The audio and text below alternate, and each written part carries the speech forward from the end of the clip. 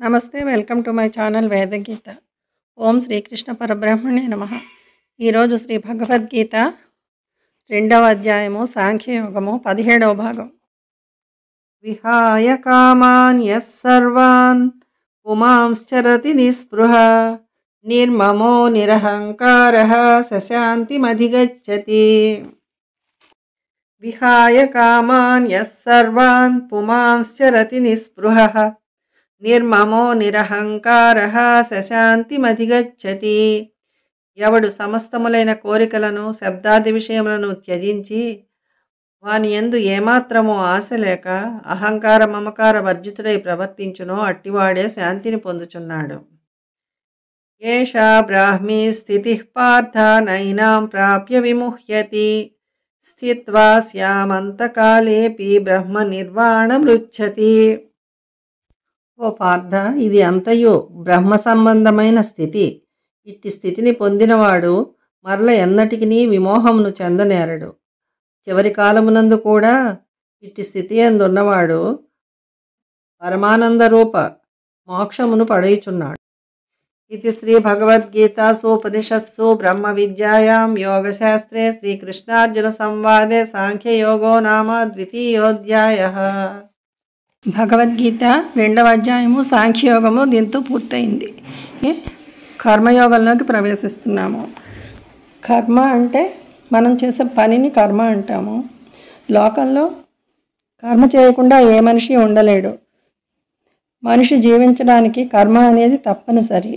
కానీ ఆ కర్మ నిష్కామ బుద్ధితో చేసి ఫలితాన్ని ఆశించకుండా చేస్తే అది నిష్కామ కర్మ అవుతుంది. తను చేయవలసిన కర్మను భగవదర్పణ బుద్ధితో చేయాలి. కర్మ ఏ విధంగా చేయాలి, దాని ఫలితం ఏమిటి అనేది మనకు తెలియజేసేదే కర్మయోగము. ఓం శ్రీకృష్ణ పరబ్రహ్మణే నమః. శ్రీ భగవద్గీత అథ తృతీయోధ్యాయః కర్మయోగః. అర్జున ఉవాచ ధ్యాయసి చేత్ కర్మణస్తే మతా బుద్ధిర్జనార్దన తత్కిం కర్మణి ఘోరే మాం నియోజయసి కేశవ. అర్జునుడు చెప్పెను, ఓ కృష్ణ, జ్ఞానము కర్మము కంటే గొప్పదైన ఎడల మరి ఈ భయంకరమైన కర్మమునందు నన్నేల నియమించుచున్నారు. వ్యామిశ్రేణేవ వాక్యేన బుద్ధిం మోహయసీవ మే తదేకం వద నిశ్చిత్య ఏన శ్రేయోహమాప్నుయాం. మిశ్రమమైన వాక్యము చేత నా బుద్ధిని కలవరపెట్టువాని వలనున్నారు. కావున నేను దేనిచే శ్రేయస్సును పొందగలను అట్టి ఒకదానిని నిశ్చయించి నాకు చెప్పండి. శ్రీ భగవాన్ ఉవాచ లోకేస్మిన్ వివిధా నిష్ఠా పురా ప్రోక్త మయా నఘ జ్ఞానయోగేన సాంఖ్యానాం కర్మయోగేన యోగినాం. భగవానుడు చెప్పెను, పాపరహితుడగు అర్జున, పూర్వం ఈ లోకమున తత్వవిచారణ పరులకు జ్ఞానయోగము, యోగులకు కర్మయోగము అను 2 విధములకు అనుష్ఠానము నాచే చెప్పబడిను.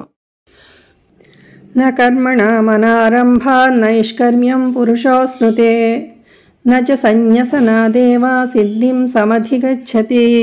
మనుష్యుడు కర్మలను ఆచరింపకపోవటం వలన నిష్క్రియమగు ఆత్మస్వరూప స్థితి పొందచాలడు.